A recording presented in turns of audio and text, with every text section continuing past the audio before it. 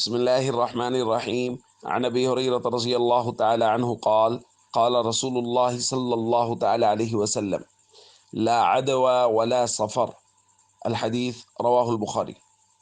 نبی کریم صلی اللہ علیہ وسلم نے ارشاد فرمایا، کوئی بیماری اللہ کے حکم کے بغیر ایک شخص سے دوسرے کو نہیں لگتی، اور فرمایا سفر کے مہینے کی نحوست کوئی چیز نہیں ہے۔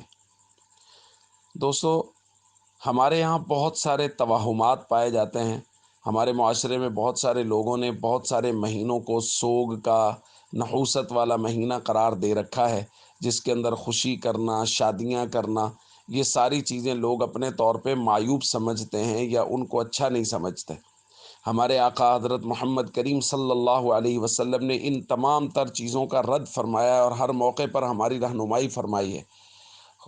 سفر کا مہینہ بھی انہی مہینوں میں سے ہے جن کے بارے میں لوگ بہت سارے توہمات کا شکار ہیں کہ اس کے اندر بلائیں اترتی ہیں، نحوستیں ہوتی ہیں، لہذا اس مہینے میں کی گئی شادیاں وہ صحیح نہیں ہوتی۔ عام طور پہ سفر کے مہینے میں شادی نہیں کی جاتی۔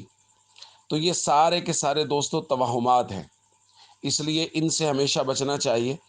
کسی بھی مہینے میں، کسی بھی دن میں کوئی نحوست نہیں ہے۔ نبی کریم صلی اللہ علیہ وسلم کی واضح نصوص موجود ہیں کہ حضور علیہ صلاۃ والسلام نے فرمایا کسی چیز میں کوئی نحوست نہیں ہوتی۔